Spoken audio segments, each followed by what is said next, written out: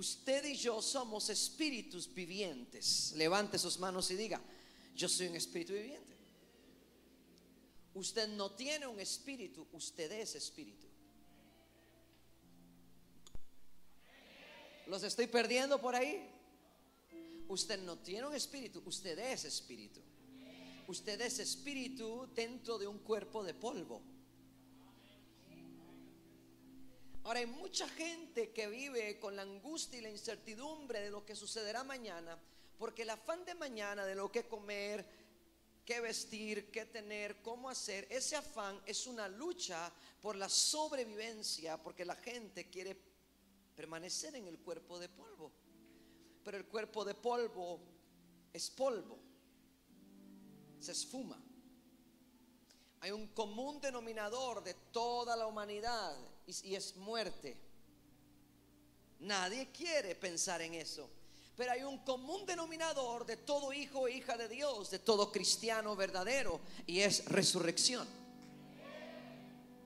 Así que cuando vemos que los espíritus vivientes, Adán y Eva, pecan delante de Dios, porque tienen el libre albedrío, porque también cosas fueron conmovidas en el cielo, así como fueron conmovidas en la tierra. La palabra de Dios dice que Jesús restauró y reconcilió las cosas del cielo y de la tierra, porque Él no solamente murió por lo que sucedió en la tierra, sino también por lo que sucedió en el cielo. Antes de que Adán y Eva usaran su libre albedrío, también hubo un ser viviente que usó su libre albedrío. Esto es Luzbel. Porque todo ser viviente que Dios creó, como los ángeles, sí, tienen libre albedrío. ¿Qué es lo que usted está diciendo, Daniel? Bueno, el apóstol Pablo dice: si un ángel descendiere del cielo y les enseñare otro evangelio que no fuese este, el tal sea anatema. Por eso es que no adoramos a los ángeles, porque los ángeles son servidores de los hijos. Cuando alguien me viene y dice: ay, usted es como un ángel, no me rebaje. Yo soy un hijo.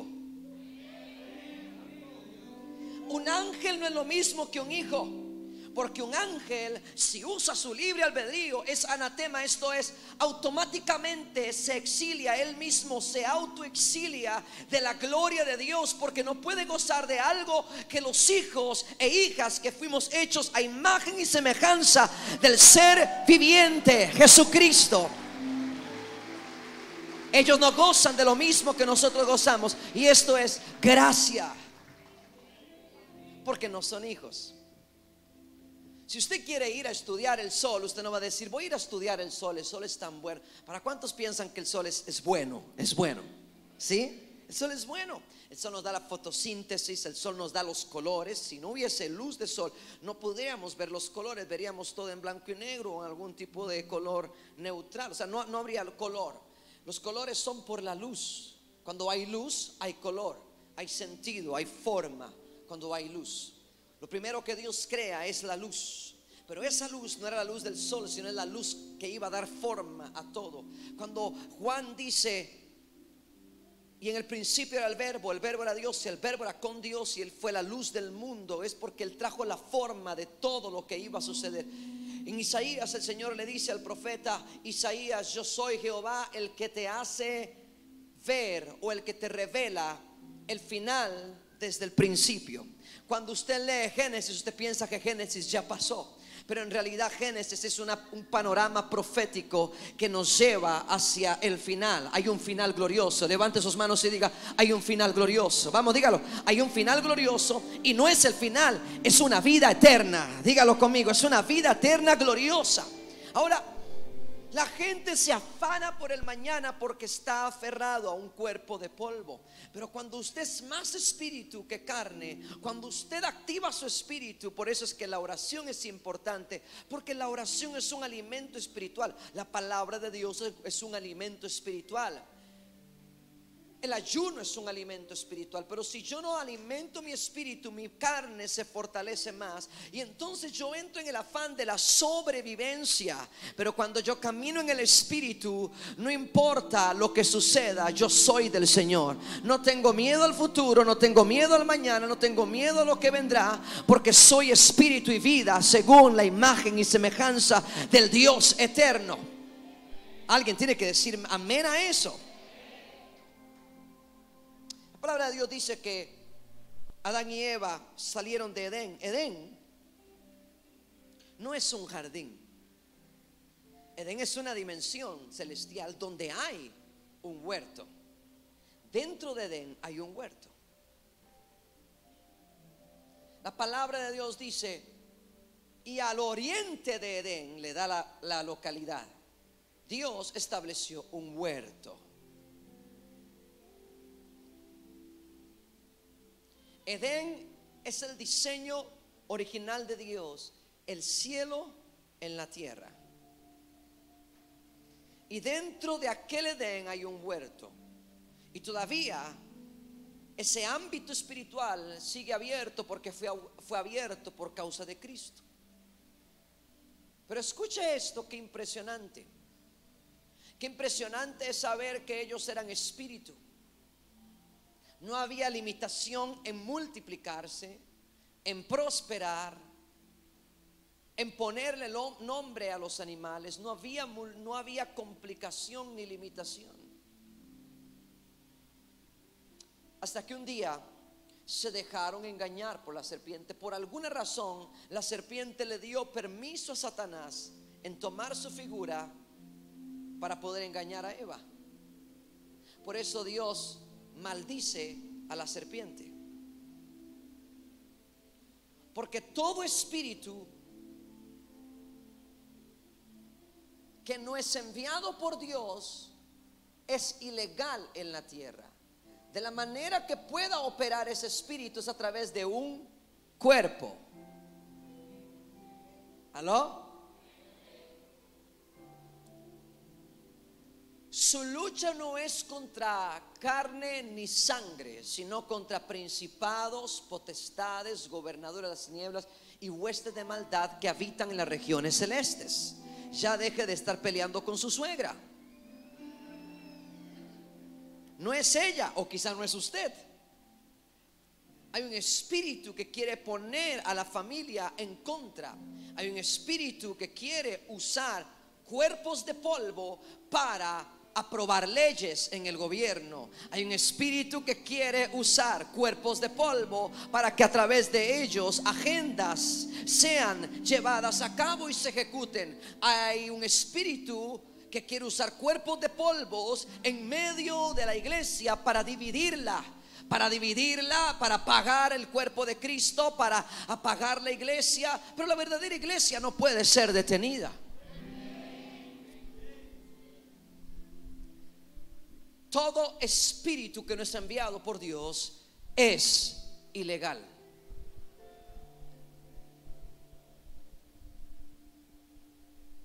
Así que ya ellos no pueden ser espíritu viviendo legalmente en la tierra, porque al desobedecer a Dios se hacen espíritus ilegales.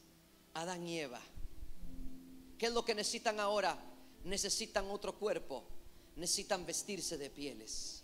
Y la gente piensa cuando lee en Génesis, y Dios los vistió de pieles. Incluso hay traducciones que llegan a pasarse de la raya porque agregan el tipo de piel, cuando en original no habla de esto, sino que cuando dice y los vistió de pieles es porque eran espíritu. Hay gente que ve los dibujitos en las revistas y los vistió de pieles, y entonces los ven con pieles de carnero, de cordero, los ven vestidos con pieles de cordero y de carnero. Pero esto no tiene sentido, porque en Dios no hay nada inerte. En Edén no existía lo inerte, no existía la muerte. Dios no puede ir en contra de su propio principio de autoridad. Dios no podía tener algo inerte. El hecho de que ellos sean vestidos de pieles de algún animal, ya hay algo inerte en ellos. ¿Alguien me está escuchando? Por lo tanto, cuando la palabra de Dios dice que los vistió de pieles, en la Reina Valera que usted tiene no especifica qué tipo de piel fueron vestidos, sino que dice y los vistió de... Véase su piel, qué linda su piel. Algunos la tienen suave, otros la tienen áspera, pero es el cuerpo de polvo que te permite ser legal en la tierra por un tiempo, pero eres espíritu. El libro de Eclesiastés dice que una vez muerto el hombre, el espíritu vuelve a Dios quien lo dio, porque el espíritu del hombre y de la mujer es una parte del espíritu de Dios. Cuando él sopló, es el ruah en hebreo, espíritu, aliento de vida. Te doy el permiso y la autoridad de ser. Por eso vuelve a Dios. Lo que lucha dentro de nosotros, en medio de la carne y en medio del espíritu, es el alma. Tu alma tiene la razón, la lógica, los sentimientos, las emociones. Es lo que verdaderamente eres tú. Tienes el subconsciente y el consciente. El subconsciente es lo que la palabra llama corazón.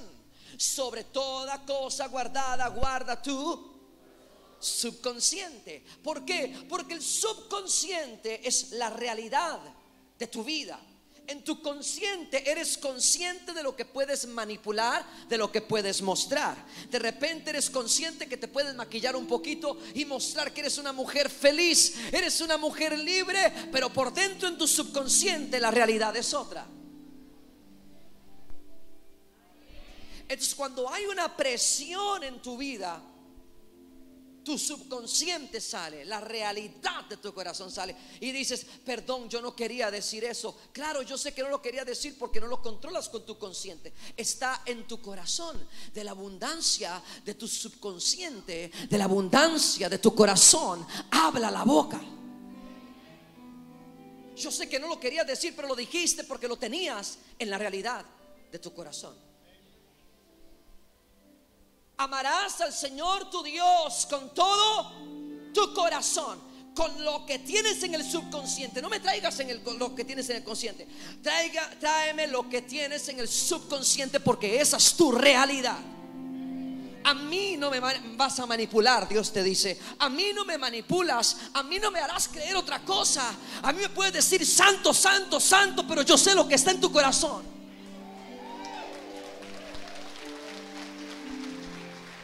Y yo quiero que me ames con ese corazón.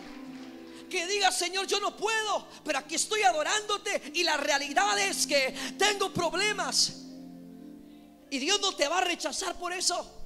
Dios ama la adoración sincera de alguien que dice: a pesar de todo, aquí estoy. Este es mi corazón, y con este corazón subconsciente yo te amo. Yo lucho. Yo te amo. Es la lucha del alma en querer parecerse a la carne o al espíritu. A la carne es más fácil porque la carne le permite al alma tocar, le permite al alma experimentar. Yo sé que el agua está aquí porque la veo, la toco. Pero el espíritu se mueve por la fe, no por la vista.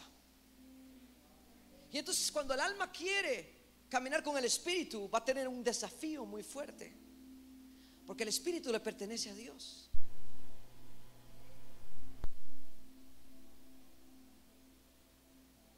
El salmista David hacía un ejercicio muy importante. Cuando no sentía nada, cuando no quería nada, cuando sentía que ya Dios lo había dejado, quizá dudaba de la existencia de Dios, le daba a su alma una cualidad espiritual, un trabajo espiritual, y le decía: alma mía, alaba a Jehová. Solo el espíritu sabe lo que es alabar, pero ese trabajo te lo voy a dar a ti, para que te parezcas al espíritu. De esta manera yo mato los deseos de mi carne, porque mi carne dice: ve, mejor ve y tómate unos tragos para que te olvides de todo. Mejor ve a algún lugar donde puedes consumir algún tipo de droga. Mejor ve y acuéstate con tantas mujeres. Satisface tu vida, olvídate de lo que estás haciendo y trata de satisfacer, controlar tu satisfacción. Pero el salmista David dice: no, yo prefiero darte una tarea del Espíritu.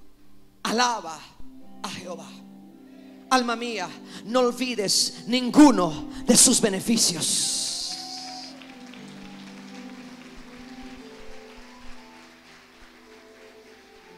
Si tu alma se hace uno con el Espíritu, entonces se hará uno con el Espíritu de Dios.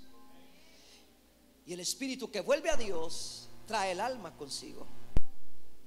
Si el alma se hace uno con el cuerpo de polvo, el Espíritu vuelve a Dios, pero el alma se va con el cuerpo de polvo.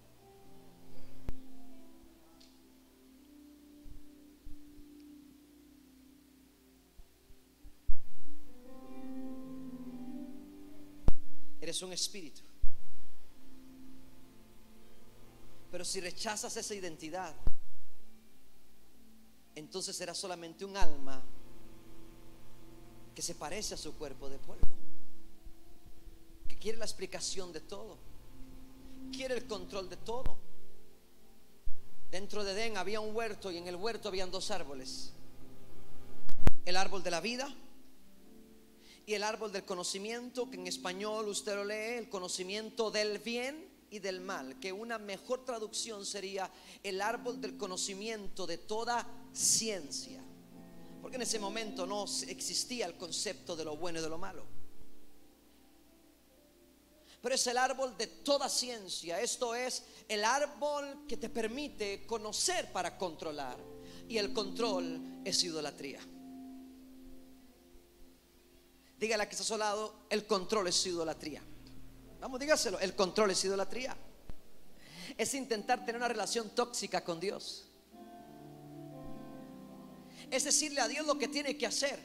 Es decirle a Dios: si no haces esto, entonces no te sigo, no te amo. Es decirle a Dios: no entiendo por qué esto está sucediendo. ¿Por qué te llevaste a la persona que más amo? ¿Por qué en medio de la pandemia yo tuve que llorar la partida de un hijo, de una hija? ¿Por qué? Explícame. Déjame decirte algo: Dios no es un genio de lámpara mágica en donde tú frotas y el genio sale. Dios no tiene que ser liberado de ningún tipo de lámpara por tus deseos cumplidos. Dios tiene una personalidad y un carácter. Tú como padre o tú como hijo, cuando el papá dice: no vas a salir o no vas a hacer esto, quizá al hijo le parece injusto la decisión del papá, y el papá no le explica por qué. Él dice: ¿por qué? Porque yo dije que no, punto. ¿Pero por qué? Y quizá le parecerá ridículo, y quizá el padre estará equivocado, no sé, y el hijo tendrá razón, pero el hijo tendrá que aceptar la decisión del papá, porque vive bajo la casa del padre y tiene que sujetarse al carácter de su propio papá. No estoy hablando de un papá abusivo, estoy hablando de un papá que ama.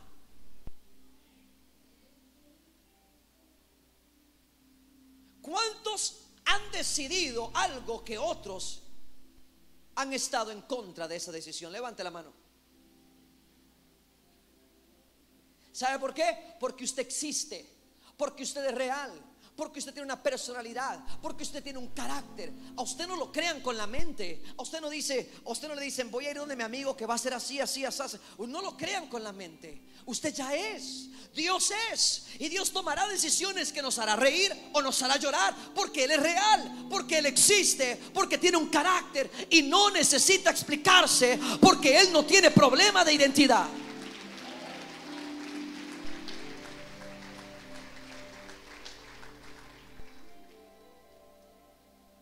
Hay dos caminos: conocimiento o vida. Hay dos frutos: conocimiento o vida. Del árbol de la vida sí podían comer, del árbol del conocimiento no podían comer. ¿Por qué? No sé, porque Dios tiene un carácter, y seguramente les iba a explicar luego, no lo sé. pero desobedecieron porque se adelantaron a lo que Dios quería hacer. Y Dios permite el libre albedrío, pero aún así, como Él es Dios, Él desde el inicio tenía todo planeado.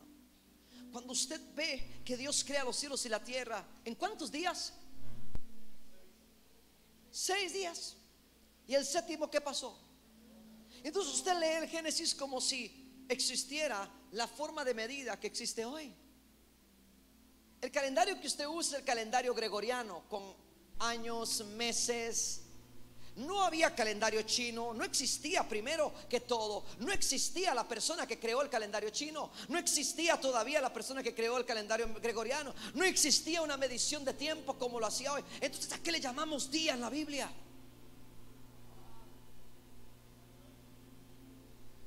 Entonces la gente, cuando lee con un carácter religioso y con una mente distorsionada, ellos dicen: Dios creó todo en una semana y el séptimo, sábado, descansó. Hay que guardar el sábado. Pero ¿quién te dijo que Dios le llamó a ese día sábado? ¿Quién te dijo que el primer día le llamó lunes? Eso fue Gregorio que se lo inventó. Y otros calendarios, el griego, el azteca, todos esos llegaron después. La gente comenzó a medir tiempo después. Pero Dios no se limita al tiempo del hombre. La palabra nos lleva a una comparación y dice: para Dios son como un día, son como 1000 años, y 1000 años como un día. Es un símil, no es una ecuación segura, es un símil. Esto quiere decir, es una comparación, no es algo que es así, es una comparación para darnos por lo menos un pedazo de idea de que el tiempo de Él no es el mismo que el tiempo del hombre.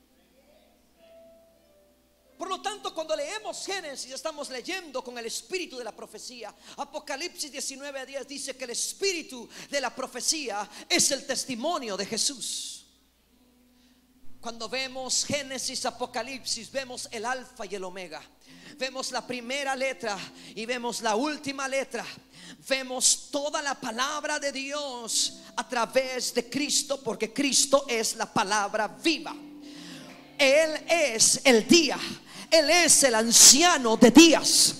En Él están los tiempos, en Él está el cumplimiento, en Él está el reposo, en Él están las estrellas, las galaxias, en Él, por Él todo fue hecho y para Él todo fue creado. En Él, por Él todo subsiste, por Él todo es creado. Él es la luz del mundo, Él es el verbo de Dios, el anciano de días.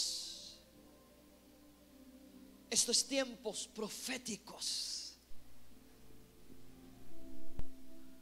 Él es el dueño de los tiempos proféticos.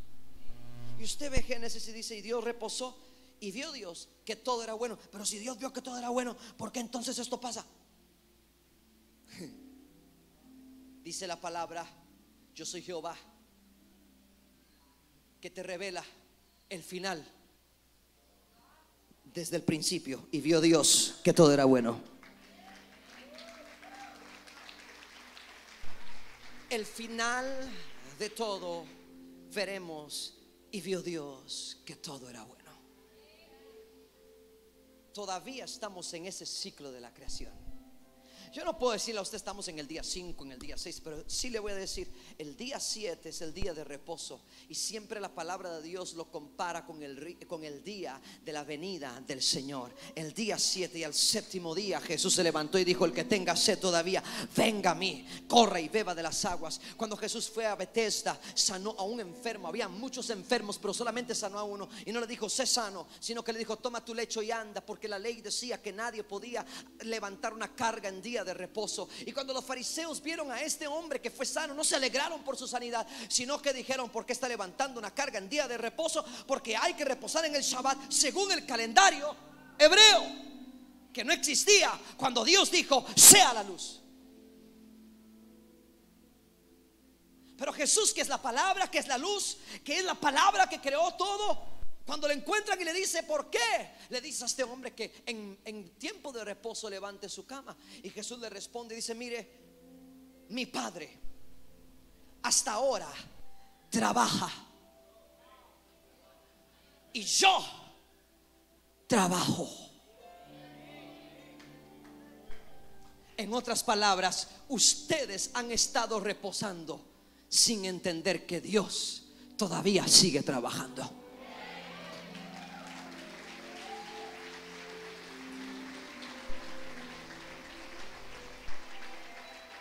Jesús dice: yo no vine a abolir la ley ni...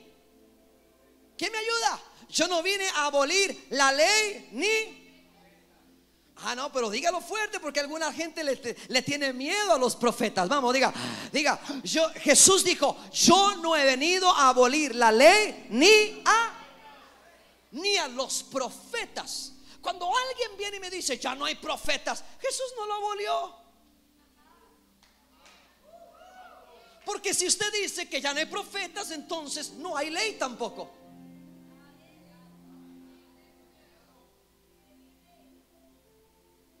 Yo no he... ¿Sabe lo que pasa? Que hay gente que comienza a escuchar a los predicadores en YouTube que perdieron la unción, perdieron la presencia, perdieron la gloria, perdieron la presencia de Dios, y entonces tienen que dedicarse a predicar en contra de aquellos que tienen la unción, que tienen la gloria, que tienen la presencia, que tienen...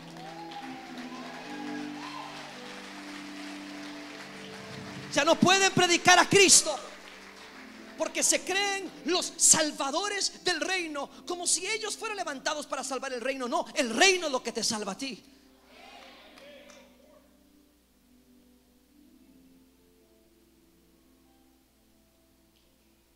Deje de estar escuchando esas predicaciones que hablan mal de otros pastores. Ahí no está Dios. Se lo digo así claramente: ahí no está Dios. Porque el mensaje es muy claro: predicar el evangelio. ¿Usted cree que Dios necesita que lo defiendan? Qué poderoso te crees cuando llamas a alguien falso apóstol o falso profeta. Yo no fui llamado a predicar quién es falso, yo fui llamado a predicar de aquel que es verdadero. La gente necesita conocer a Jesús.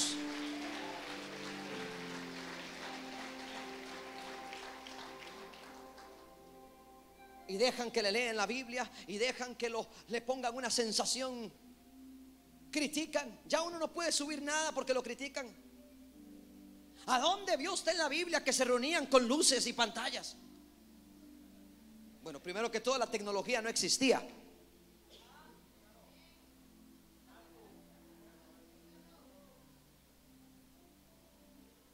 Son personas que no hubieran podido ir donde Cornelio a predicar, porque hubieran juzgado lo que Cornelio hacía. ¿Sabe qué fuerte esto lo de Cornelio? En el libro de Hechos, creo que está en el libro de Hechos capítulo 10, si no me equivoco, que Pedro, hombre de Dios pero un cabezón. Si usted lee la palabra, usted puede ver qué cabezón que es Pedro, porque es la humanidad. Usted los ve así como divinos, pero no, en realidad tenían problemas. Jesús tuvo que aparecerse a Pedro para decirle: Pedrito, vea, tu mente judía no está permitiendo que los gentiles me conozcan. Vas a tener que quebrar esta mente judía que tenés, ese judaísmo en tu cabeza.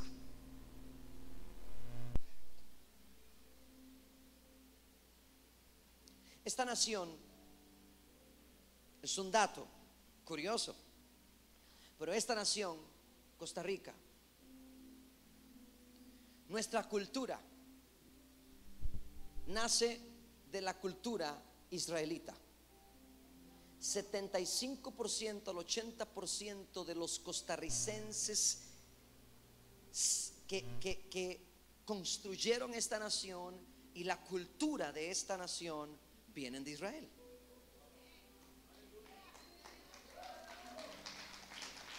Hay muchos israelitas que le llaman a Costa Rica la pequeña Jerusalén.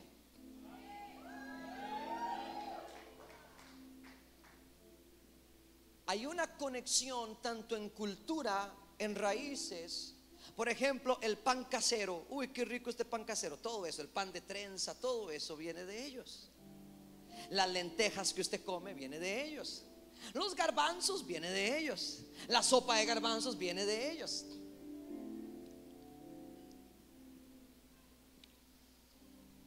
Así que obviamente en este país se ve mucho cuando la gente se judaiza, ¿verdad?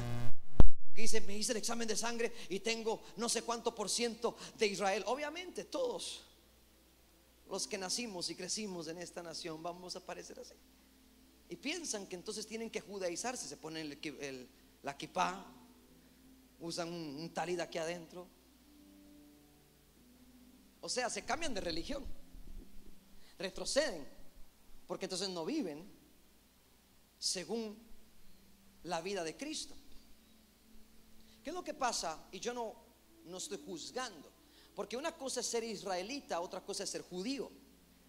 Hay israelitas que son judíos, hay israelitas que son cristianos, hay israelitas que son musulmanes. Ser judío es una religión, viene del judaísmo. ¿Alguien me está escuchando?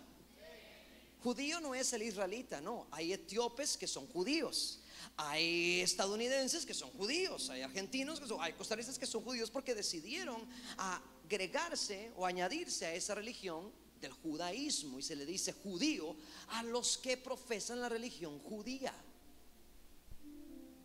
Ves que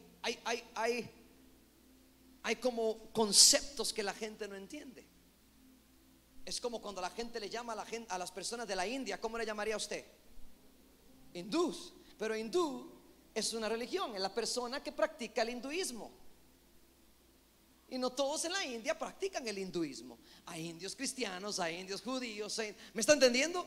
El hindú es la persona que practica el hinduismo. A los de la India se le dicen indios. En otros países se le dicen indianos, porque el hindú es la persona que practica el hinduismo. Cuando Cristóbal Colón vino aquí a Costa Rica y a la América, él pensó que llegó ¿a dónde? A India. Por eso le llamó a los aborígenes, le llamó indios, porque pensó que estaba en la India. Entonces de ahí hay un montón de conceptos equivocados que la gente no sabe qué hacer, porque no conoce historia y cultura. Pero vea qué impresionante, porque toda cultura divide, toda cultura siempre trae un choque, y juzgamos por la cultura. La cultura de Cornelio era ser un romano con dioses paganos, un romano que había aprendido a orar encendiendo velas con sus imágenes a dioses paganos, llevando ofrendas a dioses paganos. Qué impresionante la historia de Cornelio, porque él no estaba orando al Dios verdadero porque no lo conocía. Él no estaba ofrendando al Dios verdadero porque no le conocía. Él estaba con su práctica que pensaba que era buena, pero lo que Dios vio fue el corazón. Imagínese a Cornelio con sus velas a los dioses paganos, trayendo sus ofrendas a los dioses paganos, y de repente se le aparece un ángel. Cornelio, Dios ha hecho memoria de tus ofrendas y de tus oraciones. Cornelio, por ignorancia, no por ser terco, no, por ignorancia, él quería agradar a Dios, pero no sabía quién era Dios, y le traía ofrendas y oraciones a sus dioses, pero Dios, el verdadero, lo estaba tomando para sí mismo por causa del corazón de Cornelio. Y esto es lo que le quiebra la cabeza a Pedro. Yo he enviado un mensaje a Cornelio, es romano, y quiero enseñarte algo. Le dice, mira esta red. Pedro dice, ay no, son animales inmundos. Y Jesús le dice, Pedro, no llames inmundo a lo que ya yo santifiqué.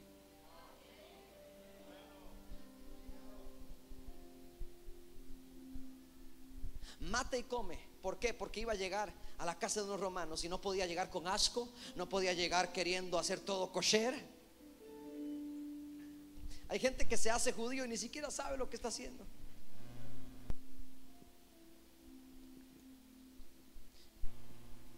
Yo crecí en medio de mucha gente judía. Mi papá era socio con judíos, practicábamos o no practicábamos, íbamos a las fiestas, nos invitaban a las sinagogas, pero nuestro corazón siempre estaba con Cristo Jesús. Me parecía un poco tedioso a mí cuando nos invitaban a ciertos lugares tener que separarnos de mi mamá, porque mi mamá es mujer y nosotros somos hombres, y tener que ponernos el kipá y tocar la Torá con el anillo o con algo. Gracias a Dios nunca recibimos el rechazo en cuanto a comer con ellos, porque siempre tomamos de sus vasos, comimos de sus platos y comimos de sus cucharas. Pero si un gentil que no es judío, que no se puede decir que sea un israelita, que pueda tener una raíz judía, si es un gentil que viene y visita la casa de un judío genuino, si usted viene, ellos van a poner un mantel de plástico, lo van a invitar a comer, pero van a poner todo de plástico. Van a poner un mantel de plástico, un vaso de plástico, y ellos van a comer con usted, con el vaso de plástico de ellos, con todo de plástico de ellos, porque usted no puede tocar las vasijas de ellos, los implementos, porque usted es un gentil y los puede contaminar. Qué linda cultura, ¿verdad? Entonces, cuando usted termina de comer, ellos van a comer con usted en el vaso de plástico y todo, pero ellos van a agarrar todo con el mantel de plástico y lo van a botar a la basura. Y no te van a recibir con la mejor, ¿cómo se le dice? Vajilla. No te van a recibir con la mejor vajilla, porque es parte de su cultura y religión. Algunos se van a ofender. ¿Estás entendiendo por qué te estoy diciendo esto? Porque cuando vieron a Jesús partiendo el pan con sus manos y dándoselo a los pecadores, a los gentiles, a los que venían de Samaria, tomando su copa y dándoselo a los pecadores, a los gentiles, esto los estaba confrontando. ¿Sabe por qué? Porque la purificación es Él.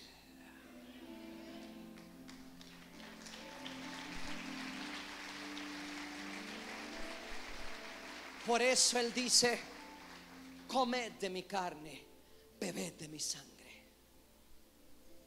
Yo soy la purificación, yo soy el día de reposo y yo soy el anciano de días. Yo soy el árbol de vida. En Él está el conocimiento. Cuando Adán y Eva decidieron comer del árbol del conocimiento, yo me pregunto, ¿por qué no comieron del árbol de vida? Porque querían controlar cómo vivir, no querían confiar. Y aquí es donde está el problema. La religión te da parámetros para controlar y entender cómo servirle a Dios. La religión te da parámetros y te permite reglas para entender. Levanto las manos, incluso la denominación. Voy a decir algo que va a ser muy agresivo, pero lo peor que le ha pasado a la iglesia se llama teología. Porque por la teología se dividieron en religiones y en denominaciones. Quien dijo esta palabra primero fue Platón, y él dijo: Theos logia, estudiemos a Dios y su palabra.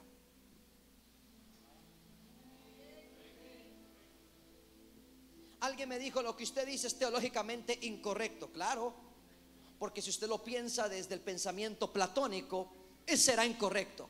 Pero si usted lo piensa desde el Espíritu de Dios, será una revelación.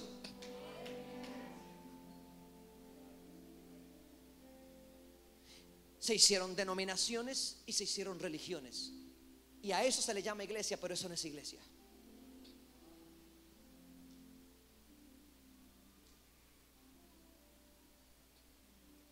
¿Y por qué? Porque es más fácil. Es más fácil encender una vela. Es más fácil hacerlo así. Es más fácil leer la palabra de esta forma. Es más fácil controlar el conocimiento. Controlemos, controlemos, controlemos. Y Dios le dice a Moisés: yo quiero que mi pueblo venga y me adore aquí en el monte. Entonces Moisés dice: ok, lo voy a traer. Y el pueblo va y sube el monte. Pero cuando ven los relámpagos, ven los rayos, ven el poder, ven la gloria, tienen miedo porque ven cosas que no entienden. Por lo tanto no pueden controlar.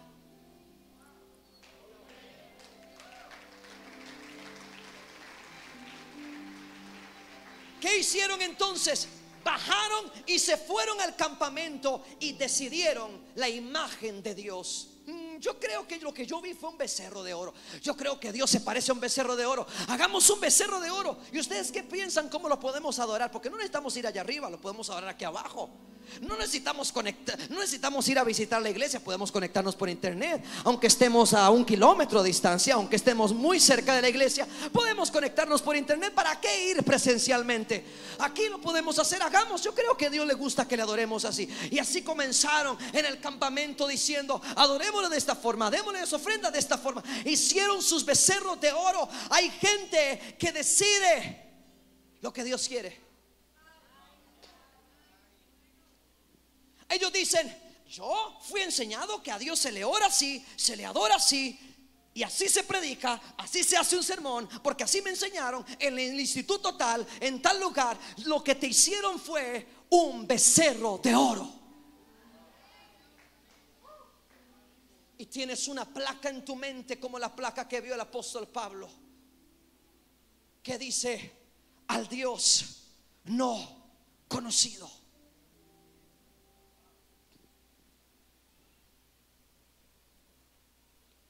Y vives en esta tierra decidiendo por dos frutos: fruto del conocimiento o el fruto de la vida.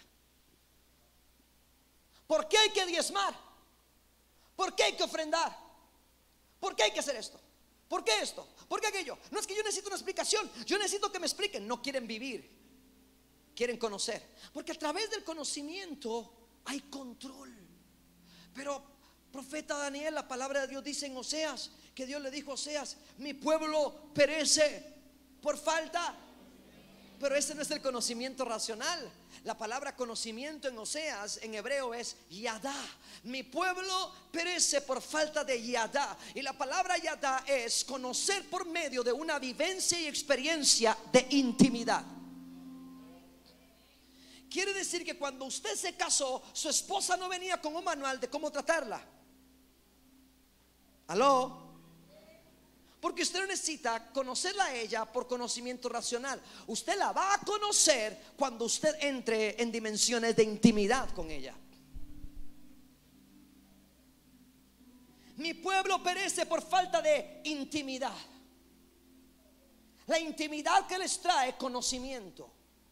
El árbol de la vida es vivir a Dios, no es no entenderlo, no es entenderlo, es vivirlo. Porque a Dios no se le entiende, a Dios se le vive. Porque Él es espíritu y es vida. Usted entiende algo que es limitado. ¿Aló? Usted entiende algo que es limitado, que tiene un inicio y tiene un final. Usted estudia algo que tiene inicio y tiene final, porque de eso puede tomar conocimiento. Pero algo que es ilimitado, alguien que es eterno, alguien que es ilimitado, usted no lo puede conocer completamente. Usted lo tiene que vivir.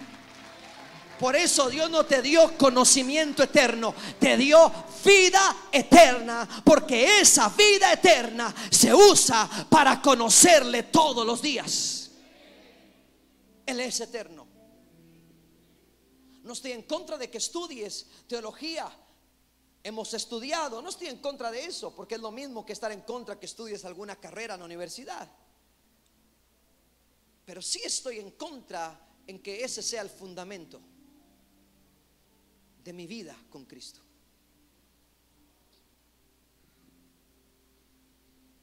Ese es el fundamento. No es Platón ni sus ideas. No es un pensamiento griego. Usted sabe por qué hay gente que le cuesta tener una relación genuina con el Espíritu Santo: porque quiere controlar esa relación. Quiere decirle a Dios por medio de quién tiene que hablarle. Quiere decirle a Dios que a través de qué predicador puede recibir y a través de qué otro no puede recibir. Quiere controlar a Dios. No han subido al monte, se han quedado en el campamento decidiendo la imagen de Dios. Adán y Eva decidieron por el fruto del conocimiento y fueron vestidos de pieles. Satanás seguramente veía a la humanidad y decía: estás atrapado en un cuerpo de polvo. Ya no es espíritu. Ese polvo ya no está conectado con el espíritu, ahora está conectado con la tierra. Porque cuando Dios te hizo del polvo, te conectó con el espíritu y sopló. Pero ahora ese polvo está conectado con la tierra, y en lugar de permanecer en una vida eterna con el espíritu, perecerá con la tierra. Y entonces yo me imagino a Adán y Eva viendo sus pieles, que les recordaba que un día eran como Dios y ahora morirían como hombres. Mire su piel. Lo que Satanás jamás imaginó es que una promesa tan grande fue declarada y profetizada: derramaré de mi espíritu sobre toda carne.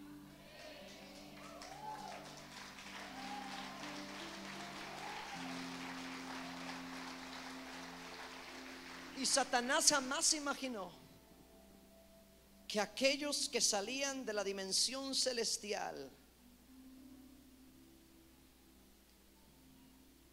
iban a provocar al Dios que es espíritu y vida a venir a ser semejante a nosotros.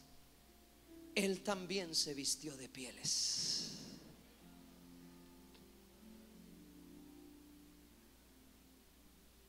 Dios mismo vino a ser como nosotros.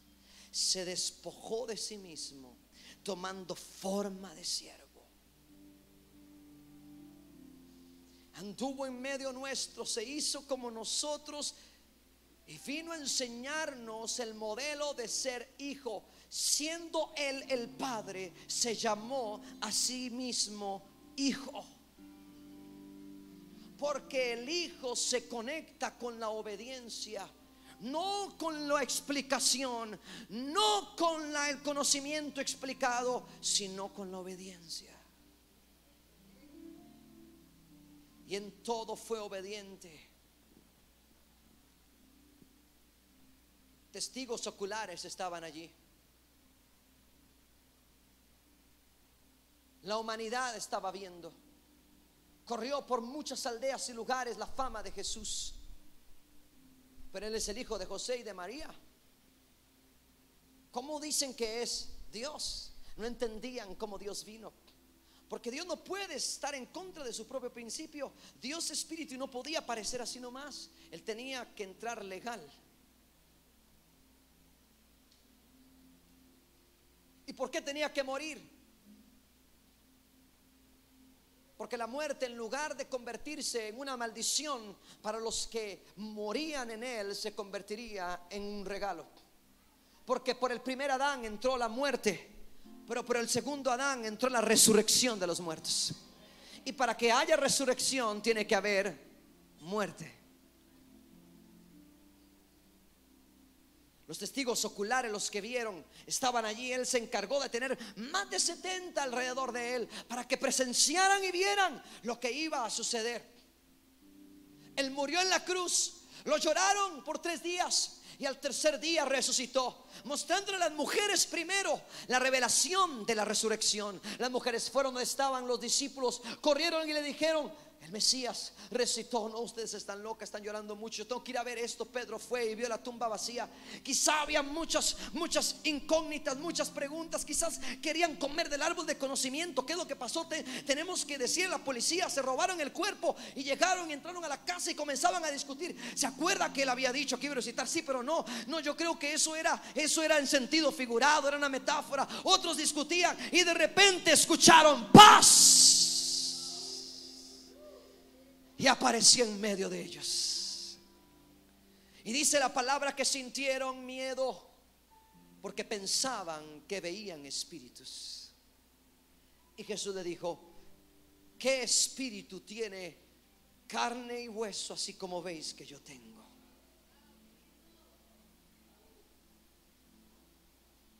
Se convirtió en la primicia de los que resucitarán, en carne y hueso. Es el único Dios y hombre que no ha muerto y no morirá.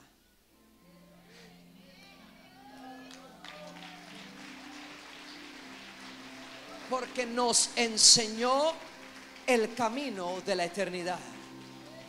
Y entonces cuando Él le dice a los discípulos: ¿qué dice la gente que yo soy? Algunos dicen que eres Juan el Bautista, lo desprestigiaron. Algunos dicen que eres el profeta. Algunos dicen que eres esto y esto y lo otro, Elías, Eliseo. Ahora ustedes, díganme, ¿quién soy yo? No sabían responder. Pedro levanta su voz y dice: tú eres el Hijo del Dios viviente. Tú eres el Cristo, el Hijo del Dios viviente. En aquel tiempo había muchos Cristos. Cristo significa rey. Había muchos Cristos. Él no dijo: tú eres un Cristo. Él dijo: tú eres el Cristo, el Hijo del Dios viviente. Y Dios le dice: Simón, hijo de Jonás, ya no será llamado Simón, sino que será llamado Pedro. Y sobre esta roca, Pedro significa piedra. Piedra no es lo mismo que roca. Son dos palabras diferentes y en el griego también es diferente. Piedra, Petros, Petra. Sobre tú eres Petros, pero sobre esta Petra edificaré mi iglesia. ¿Qué quiere decir? Sobre la declaración de tu boca, esa declaración que yo soy el Cristo, el Hijo del Dios viviente, yo edificaré mi iglesia.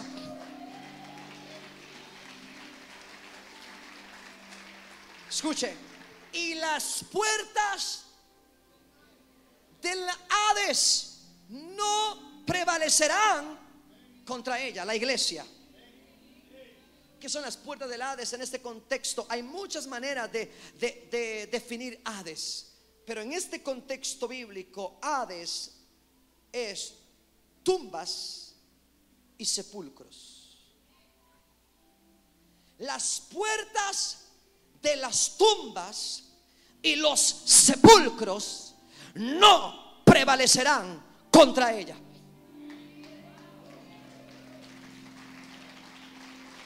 Yo desearía que alguien entendiera esta palabra ahora. Yo desearía que alguien entendiera esta palabra ahora. Y esto es lo que yo les vengo a decir a ustedes en esta tarde. Hay un gran avivamiento viniendo a esta nación de Costa Rica. Y Dios me dijo que me llevaría a congregaciones específicas donde Él iba a hacer explotar un avivamiento glorioso.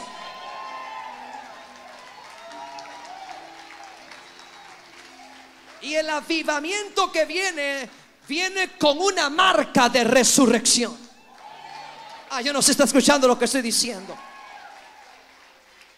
Estábamos en México con todos los músicos míos. Estábamos en México, un lugar grande. La gente no paraba de llegar. No se asuste, pero duramos ese domingo 8 horas de servicio. La calle se colapsó porque la gente quería entrar al lugar. Los enfermos eran sanados, los cautivos estaban siendo libres. Y de repente sacaban a los enfermos de los hospitales. Y una familia firmó la salida de uno de sus familiares que estaba ya por morir, estaba agonizando, y se lo llevaron con tanque de oxígeno. Y estaba atrás, y él, como pudo, vino caminando. Tenía un problema en la espalda, no podía caminar bien, no se podía enderezar, y se estaba muriendo. Y se quitó el tanque de oxígeno y se vino al frente. ¿Y sabe lo que pasó? ¡Pum! Cayó muerto. Cayó muerto. Y yo veía así, y la esposa lloraba, y el pastor me decía: tranquilo, usted siga, no es su culpa.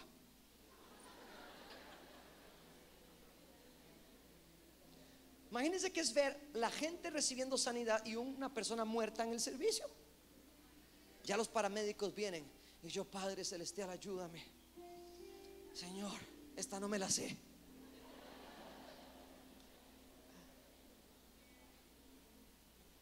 Yo dije, Espíritu Santo, no sé qué es lo que está pasando, pero te necesito. Y de repente sentir literalmente que fui poseído por el Espíritu Santo.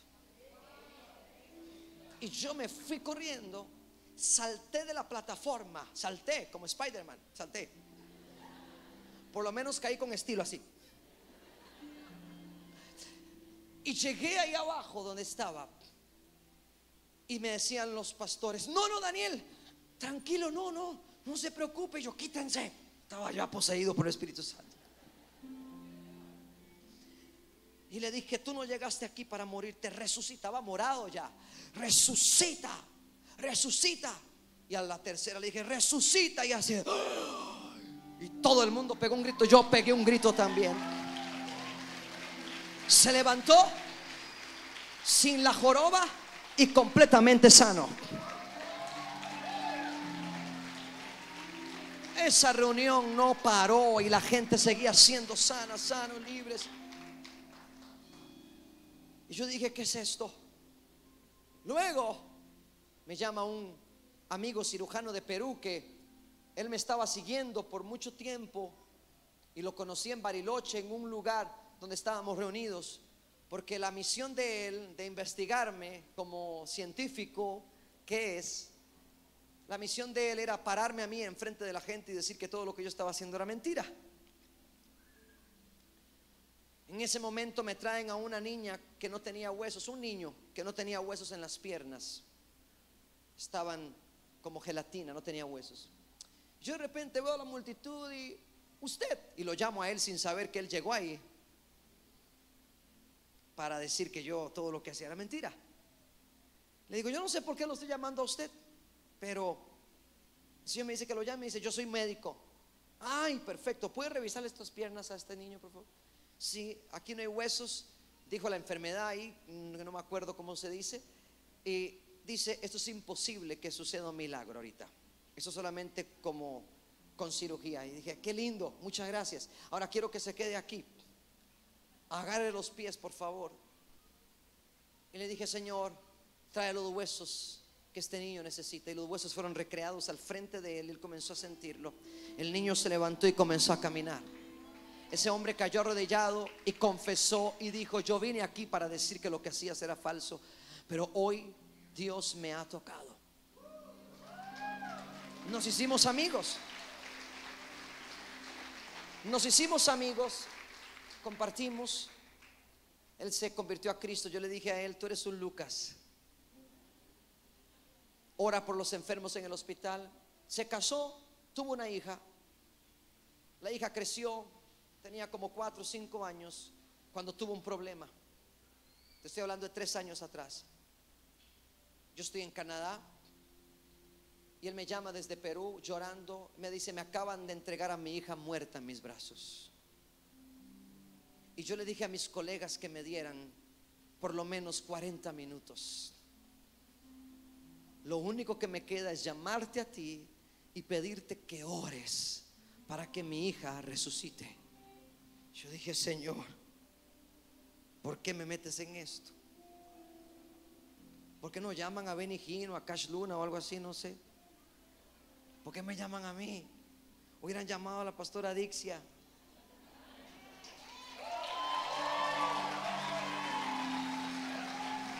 ¿Por qué me llaman a mí? Y yo dije, Señor, y yo comencé la oración así, Señor, trae paz a mi hermano, Señor. Usted sabe, ¿verdad? Cuando usted dice, no sé. Señor, trae paz a mi hermano. Señor, inúndalo de tu presencia, Padre, que él pueda apreciar y entender que en tu voluntad podemos aprender. Y comienzo a orar y de repente el Espíritu Santo me cambia las palabras y comienzo a decir, resucita.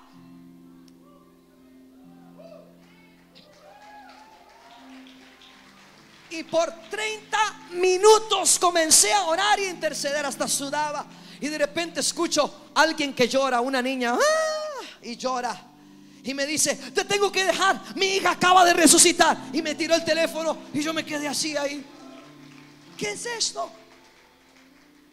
Dios me dijo, te estoy enseñando una pincelada. del gran avivamiento que viene para Costa Rica.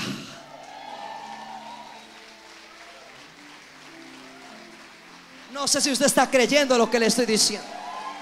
El mundo entero verá a los muertos resucitar, porque las tumbas y los sepulcros no prevalecerán contra la iglesia. Oh, alguien alabe, alguien alabe, alguien alabe, alguien alabe. Oh, la iglesia de Cristo es espíritu viviente. El que se une a Cristo, un espíritu es con él. Por mucho tiempo la gente ha querido explicar lo que es el arrebatamiento, explicarlo. ¿Cuánta luna de sangre? No se meta en eso. Adore a Dios.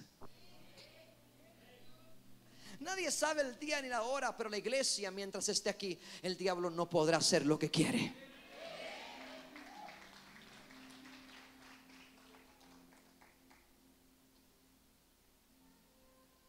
Muchos de ustedes vieron a familiares morir en una pandemia. Muchos de ustedes han estado con un luto y un lamento. Pero ellos, no sabes si en el último segundo, muchos de ellos que piensas que no se salvaron, en el último segundo fueron salvos. Porque hay un ministerio que no acaba mientras la iglesia esté aquí, y es el ministerio del Espíritu Santo. Moisés mandó al pueblo de Israel comer un cordero por familia. Este es el símbolo profético de que cuando alguien es salvo, puede reclamar toda su casa.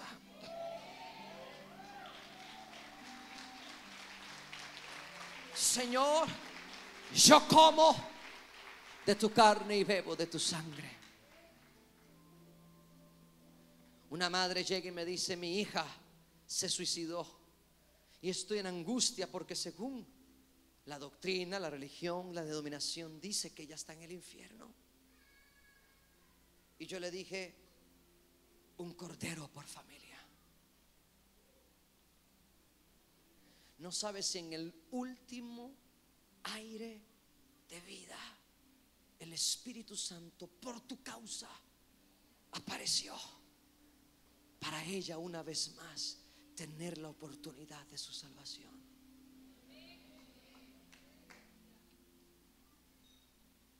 Nadie puede decirte dónde está tu familiar, pero algo sí te puedo decir: que por causa de la carne y de la sangre que tú decidiste comer y tomar,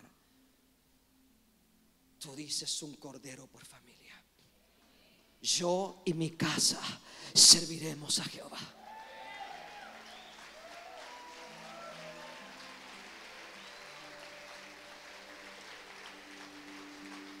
Yo y los hijos que Jehová me dio seremos por señal y presagio.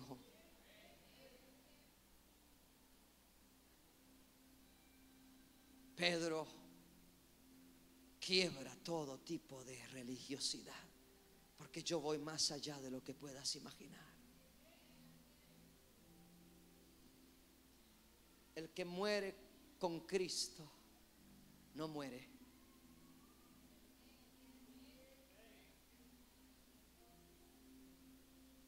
Y aunque haya sido el último segundo, se convirtió en la iglesia. Y las puertas de las tumbas y los sepulcros no prevalecerán.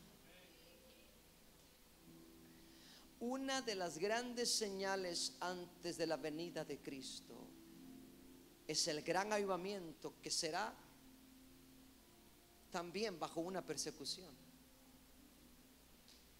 pero será un gran avivamiento.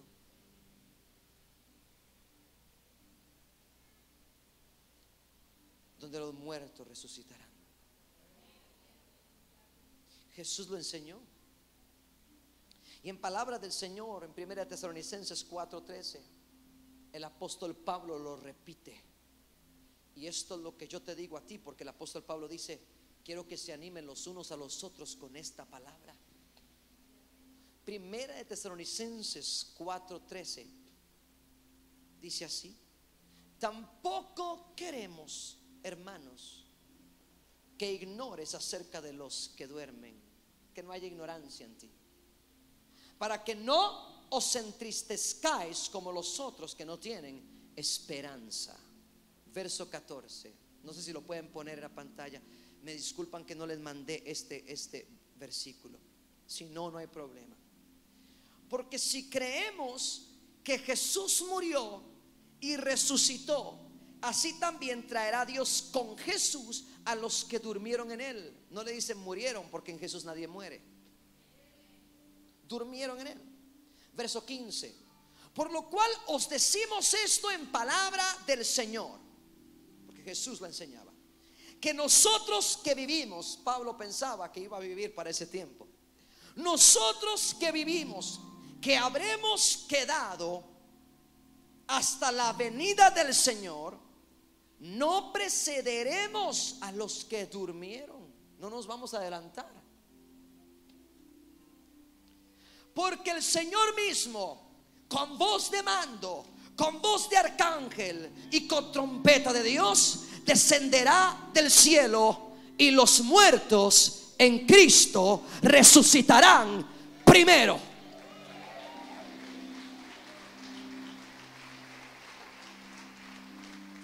Luego, diga conmigo, luego. No sabemos cuánto tiempo hay de primero a luego. Luego, nosotros los que vivimos, los que hayamos quedado, seremos arrebatados juntamente ¿con quién? Con ellos. Juntamente con ellos. ¿Quiénes son ellos? Los que estaban muertos y resucitaron.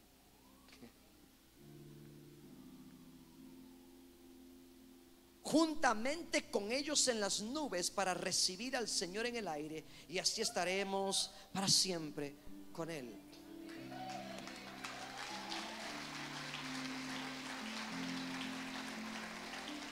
Por tanto, alentaos los unos a los otros con estas palabras. Porque el apóstol Pablo dice: aliéntense con estas palabras, porque estaban siendo perseguidos. Veían a sus familiares morir por la persecución. Estaban siendo perseguidos. No tengan miedo por si los matan. Aliéntense. Los muertos en Cristo resucitarán primero. Las puertas de las tumbas y los sepulcros no prevalecerán contra la iglesia.